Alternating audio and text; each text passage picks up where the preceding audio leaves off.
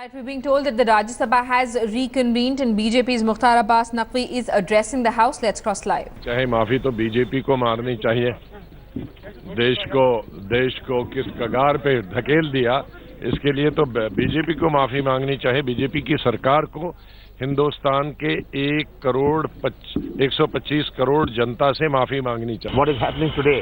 The farmers are suffering, the small traders are suffering, and rural India is in a total mess. It must be discussed in the manner we've tabled it. We've tabled it as an adjournment motion under Rule 56, which has an element of censoring the government. Right, we have our Deputy Editor Brijesh Pandey who's with us back on the phone line. Brijesh, apart from the usual chaos that we've been seeing in both houses of Parliament, now the tussle over Ghulam Nabi Azad's comment. Well, yes, the government has yesterday made it very clear that that they will approach this issue very aggressively. And despite the remarks of Ghulam Nabi Azad being expunged from the records of Rajya Sabha, the BJP said that they will be aggressively pursuing this. They will pursue this matter till Ghulam Nabi Azad tenders an unconditional apology for the fact that that he gave an extremely inappropriate reference or comparison, and he sided more with anti-national elements rather than standing with the government on this particular issue. So the BJP, since morning has also upped the ante as far as the upper house of the parliament is concerned. Simi? Right, and Brijesh, any word on for how long will this logjam continue? Any sort of talks that are underway? Is the government likely to approach the opposition for them to sit together and talk over a table?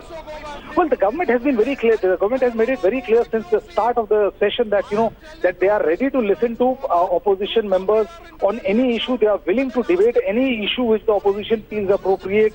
And they will not back down from any discussion of any issue. But they also said that that the opposition cannot dictate terms to the government as to exactly under this motion you will discuss a particular issue, especially the issue of demonetization, and not under the normal issue or the way normal discussion which the government wants. So they are very clear on that front. And the second front is, which is far more important to the government, is that that they are hoping that with a massive recalibrations of ATMs, like we heard from France yesterday, that 22,500 ATMs have been recalibrated. The government is hoping that when on Monday, when the House reconvenes after 2-day recess, the government would be in a far better position because if the stress on banks and ATMs and the long line which are being seen outside the ATMs, if they start thinning, then that will be a huge sigh of relief for the government, and they're far more concerned with that rather than the ruckus which is going on in both houses, as they feel that that thinning of line will give them an edge over the opposition and also blunt their attack as well as accusation against the government. Simi?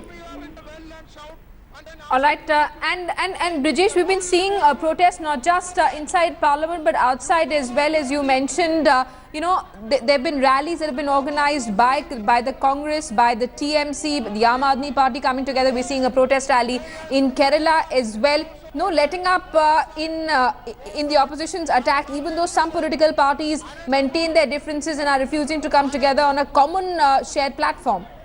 Well, I think, the Congress and other political parties, be it Aam Aadmi Party or Trinamool Congress, they feel that they have got a very solid handle to beat the government with, because the issue concerns a common man, and they feel that, if they take the lead in this, they will put a government into a sort of inconvenience, and that is the reason why, we saw coming together of, very unlikely minds, especially the Trinamool Congress and the Shiv Sena, marching towards from Parliament to the President's house, and demanding that the demonetization order should be rolled back. We also saw Congress Vice President standing in line in ATM queue trying to withdraw money and showing his solidarity. So the opposition is sensing that they have got an opportunity, a political opportunity, to put the government on the mat, to make the government far more defensive than what it is right now. And they feel that this is the reason why no political party worth its salt is willing to let go of this opportunity. Simi? All right, Brijesh, thanks so much for those details.